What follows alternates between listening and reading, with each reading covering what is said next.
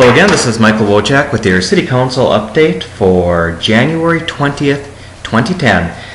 I'd like to tell you something really exciting and significant happened at this meeting. Not really the case. It was a pretty light agenda. Congratulations to Bob Nowicki, who got to run his first City Council meeting, I believe. Did a nice job with that. One thing I will point out is we did bring up that we're starting the environmental assessment worksheet for those of you that have had sewer problems in Kutsky Park neighborhood. There's an environmental worksheet that is starting, and that is kind of the start of the process to get that rolling.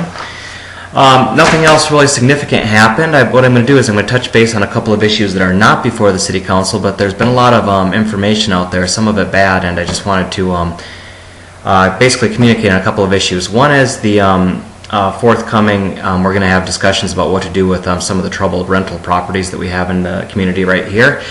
And there's a lot of reaction to supposedly what the City Council is proposing, and the City Council hasn't proposed anything yet. And I hope those of you that are expressing the greatest concern come to us with the best way to do this. I'd say first and foremost, most of our landlords are very good. Not an issue, and whatever we come up with, I want to make sure that we do it in such a way that it does not hurt them in any way, shape, or form. In fact, if we can make their life easier, bonus, because I'm not interested in hurting small businesses that are doing a good job for the community.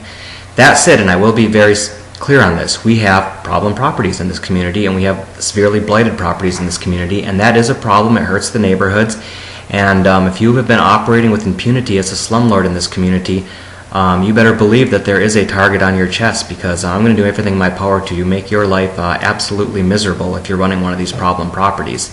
Bottom line is there's a lot of gray area in this, but if you have if your rental properties are getting hundreds of police calls a year, you are a problem. If you have a severely blighted property that any realtor knows you're going to have a hard time selling something that has to look at this monstrosity, you are being targeted. So we need to come up with a way to address these issues, but do so in a way that's fair to all the good landlords, the majority of the good landlords that are out there. And I'm always willing to listen to anyone who's got any insight on that.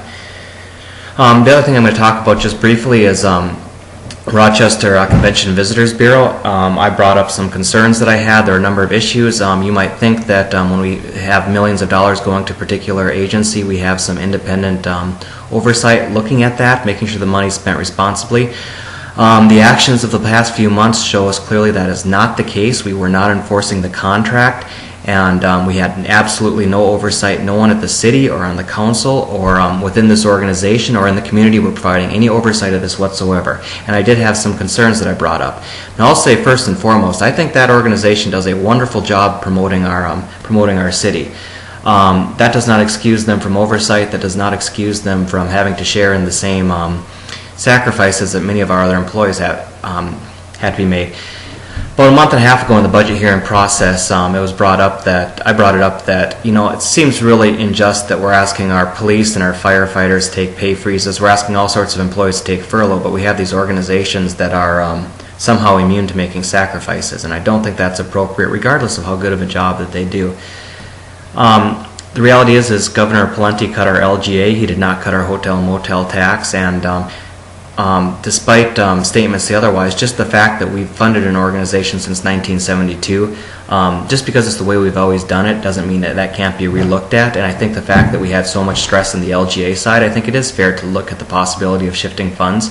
I also think we need to ensure that the money we're investing in the Rochester Convention and Visitors Bureau is ensuring that we're trying to fill up that civic center, and we don't have to pay the $500,000 subsidy on that every year. So I think that it's worth looking at, and what's disappointing and what we're going to talk about coming up with the next committee of the whole is that apparently the response to the fact that we haven't read the contract, we haven't enforced the contract, we haven't had any oversight, is to in fact change the contract such that it requires absolutely no oversight whatsoever. Not the approach that I would have taken to solve the problem, but we're going to see how the City Council comes down on it tomorrow. I'm going to be cautiously optimistic and say that the City Council is going to send this right back to administration and say, no, there's a lot of taxpayer money here, we need to be responsible and show some oversight. But I won't commit that that's what the City Council is going to do. We're going to take a look and see how it happens. So as always, I appreciate you watching. Feel free to send this around. I'm going to try and keep putting these up. And I'll try and keep you updated on the issues this year as well. Hope you enjoyed the videos, and go Vikes!